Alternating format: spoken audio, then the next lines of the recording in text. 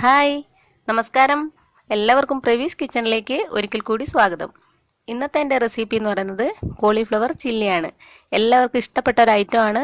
അതുപോലെ തന്നെ വളരെ സിമ്പിളായിട്ട് പെട്ടെന്ന് തന്നെ ഉണ്ടാക്കിയെടുക്കാനായിട്ട് പറ്റുകയും ചെയ്യും.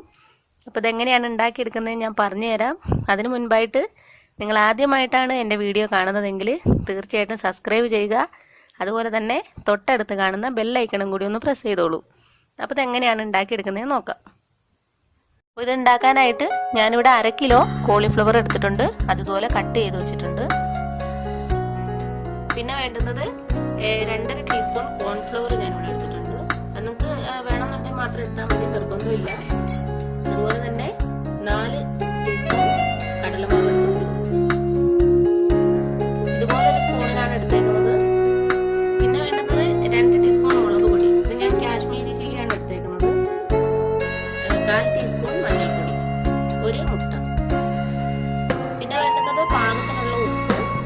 ഞാനിവിടെ കുറച്ച് കറിവേപ്പിലയും ചുവന്ന മുളകും എടുത്തിട്ടുണ്ട്. ഇത് ലാസ്റ്റ് ഒന്ന് ഫ്രൈ ചെയ്തിടാനായിട്ടാണ്.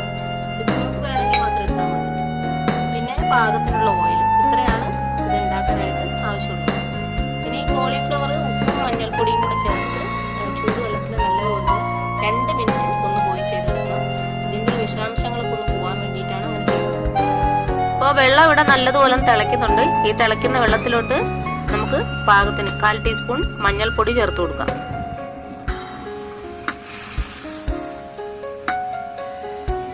ഇതിലേക്ക് പാകത്തിനുള്ള ഉപ്പും കൂടെ ചേർത്ത് കൊടുക്കുക.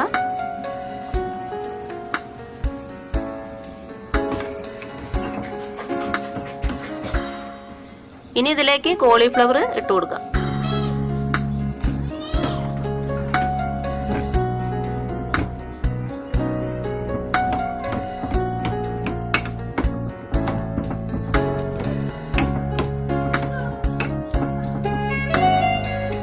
ഇതിന് ഒരു 2 മിനിറ്റ് കൂടുതൽ വേണ്ട, കാരണം ഒരുപാട് വേവില്ല.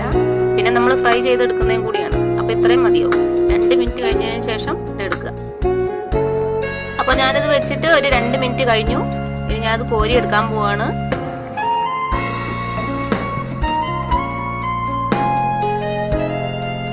ഞാനിത് കോരി ഒരു പ്ലേറ്റിലോട്ട് വെച്ചിട്ടുണ്ട്. ഇതിൻ്റെ ചൂടൊക്കെ ഒന്ന് ആറുമ്പോഴേക്കും നമുക്ക് പൊടികളൊക്കെ കൂടെ ഒന്ന് മിക്സ് ചെയ്തെടുക്കാം. ഇനി നമുക്ക് ഈ പൊടികളൊക്കെ ഒന്ന് മിക്സ് ചെയ്തെടുക്കാം. ആദ്യം കടലമാവ് ഇട്ട് കൊടുക്കാം. പിന്നെ എടുത്തു വെച്ചേക്കുന്ന കോൺഫ്ലവർ, മുളക് പൊടി, പിന്നെ പാകത്തിന് ഉപ്പും കൂടെ ഇട്ട് കൊടുക്കാം. എന്നിട്ട് ഈ പൊടികളൊക്കെ കൂടെ നല്ലതുപോലെ കൈകൊണ്ട് തന്നെ നല്ലതുപോലെ ഒന്ന് മിക്സ് ചെയ്തെടുക്കുക. പൊടികൾ ഇപ്പോൾ നല്ലതുപോലെ ഒന്ന് മിക്സ് ആയിട്ടുണ്ട്. ഇതിലേക്ക് ഒരു അല്പം വെള്ളം കൂടെ ചേർത്തിട്ട് നമ്മളൊന്ന് കുഴച്ചെടുക്കാം. ഒരുപാട് വെള്ളം ചേർക്കണ്ട, കുറച്ച് ഒഴിച്ചിട്ട് ഒന്ന് മിക്സ് ചെയ്തെടുക്കാം.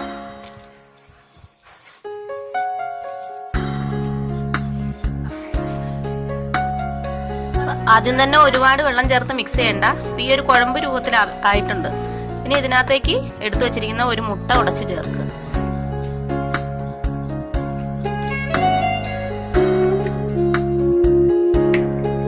ഇതുകൂടെ ചേർത്ത് നല്ലതുപോലെ ഒന്ന് മിക്സ് ചെയ്തെടുക്കുക.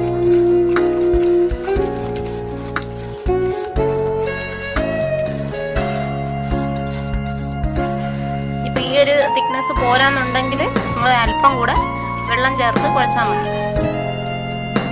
ഇതിപ്പോ ഒരു കുഴമ്പ് രൂപത്തിൽ ഇങ്ങനെ ആയിട്ടുണ്ട്. ഇതിലേക്ക് കോളിഫ്ലവർ ചേർത്ത് മിക്സ് ചെയ്ത് കൊടുക്കാം. എന്നിട്ട് വേണമെന്നുണ്ടെങ്കിൽ മാത്രം ഒരല്പം വെള്ളം കൂടെ ചേർത്ത് കുഴച്ചെടുക്കാം.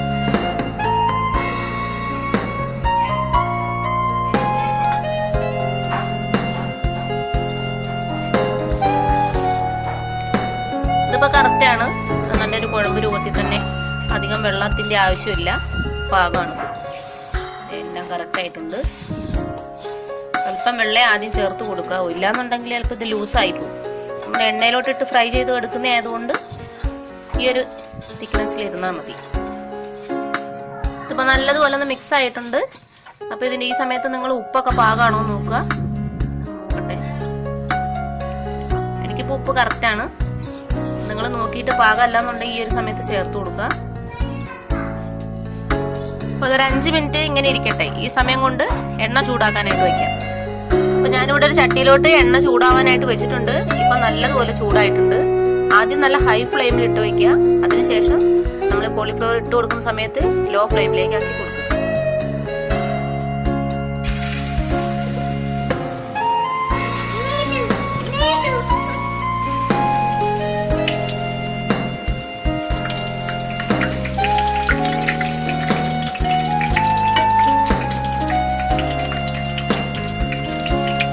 ഇത് ഒരുപാട് നേരം ഫ്രൈ ചെയ്യേണ്ട ആവശ്യമില്ല. ആദ്യം തന്നെ നമ്മൾ തിളപ്പിച്ച വെള്ളത്തിലോട്ട് ഇട്ട് 2 മിനിറ്റ് ഒന്ന് വേവിച്ചെടുത്തതാണ്. ജസ്റ്റ് ഒന്ന് ഫ്രൈ ആയാൽ മാത്രം മതി.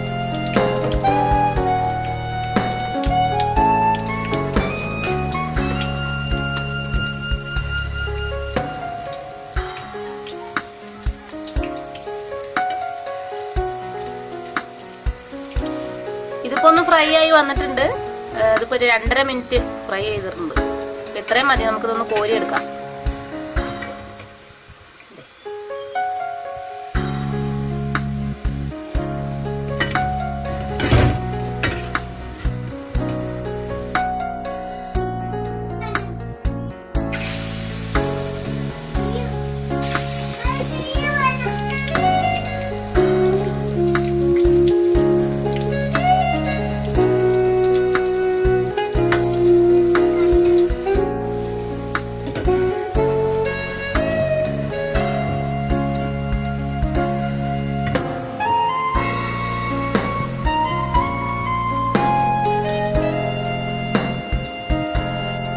എല്ലാം ഫ്രൈ ചെയ്തെടുത്തിട്ടുണ്ട്. ഈ എണ്ണയിലേക്ക് തന്നെ ചുവന്ന മുളകൊന്ന് ഫ്രൈ ചെയ്തെടുക്കാം. ഒരുപാട് മൂക്കേണ്ട കാര്യമില്ല. ജസ്റ്റ് ഫ്രൈ ആയിട്ടെടുക്കാം. അത്ര മതി.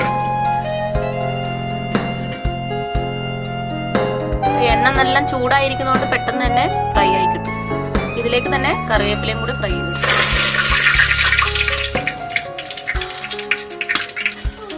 എല്ലാം ഞാൻ ഇതുപോലെ ഫ്രൈ ചെയ്ത് ഒരു പ്ലേറ്റിലോട്ട് മാറ്റിയിട്ടുണ്ട്. തീർച്ചയായിട്ടും നിങ്ങളെല്ലാവരും ഇത് ഉണ്ടാക്കി നോക്കണം. നല്ല ഇഷ്ടപ്പെടും. നിങ്ങൾക്ക് നല്ല ടേസ്റ്റിയാണ്.